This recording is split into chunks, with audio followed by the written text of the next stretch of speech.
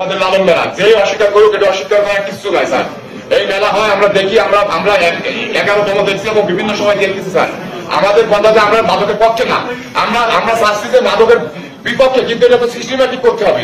যারা সাধু সন্ন্যাসী যারা ঘর বাড়ি ত্যাগ করেছে তাদের জন্য কি স্যার? তাদের তো আমরা তো সংশোধন করবো, তারা আমাদের ইসলামের পথে দাঁত দেবো, শান্তির পথে দাঁত দেবো। আপনার নাম কি? স্যার আমার নাম মুস্তাফিজুর রহমান। মুস্তাফিজুর রহমান। জি স্যার। আপনি মাদকের কথা বলতেছেন তো ডিস্ট্রিক্ট ম্যাজিস্ট্রেটের সামনে বসে? স্যার এটা তো আমাদের আলোচনা এটা না এটা যে কত বড় ধৃষ্টতা, ঠিক আছে? আপনি বুঝতে পারছেন? আপনি কি অ্যাডভোকেট? জি স্যার। আপনি কিসের অ্যাডভোকেটি করছেন? স্যার আমি সিলেট ইউনিভার্সিটি থেকে পড়াশোনা করছি, এলএলবি।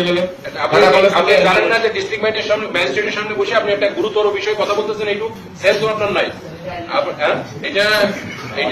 এটা এই ওনারা যে পণ্ডিত আমাদের সাধুরা আছেন, ওনারা বারবার বলেছেন এবং ইস্যু আছে যে মাদকের সাথে আমাদের লালন সাহের যে জীবন আদর্শ, জীবন চরিত, তার সাথে কোনো বিন্দুমাত্র কোনো সম্পর্ক নেই। আপনি সেটার আমার সাফাই গাইতেছেন এখানে বসে বসে? না আমি সাফাই না স্যার, আমার ব্যাখ্যাটা আপনি ভুল বুঝতেছেন হয়তো। আপনি জানেন না যে ডিস্ট্রিক্ট ম্যাজিস্ট্রেটের সামনে বসে আপনি একটা গুরুতর বিষয়ে কথা বলতেছেন? একটু সেন্স আপনার নাই?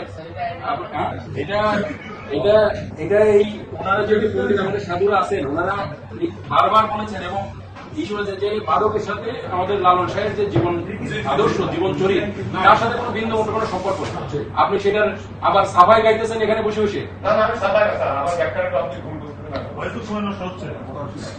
এই ধরনের কথা ফার্দার কোনো কঠিন অ্যাকশন নিব আপনার, যেই হন না কেন, ঠিক আছে? আমাকে চিনেন না আপনি? না আসছেন, কিন্তু এই ধরনের কথা খবরদার ভুলে উচ্চারণ করবেন না। এটা করলে কঠিন অ্যাকশন নেব, তখন কিন্তু আমি ডিস্ট্রিক্ট ম্যাজিস্ট্রেটের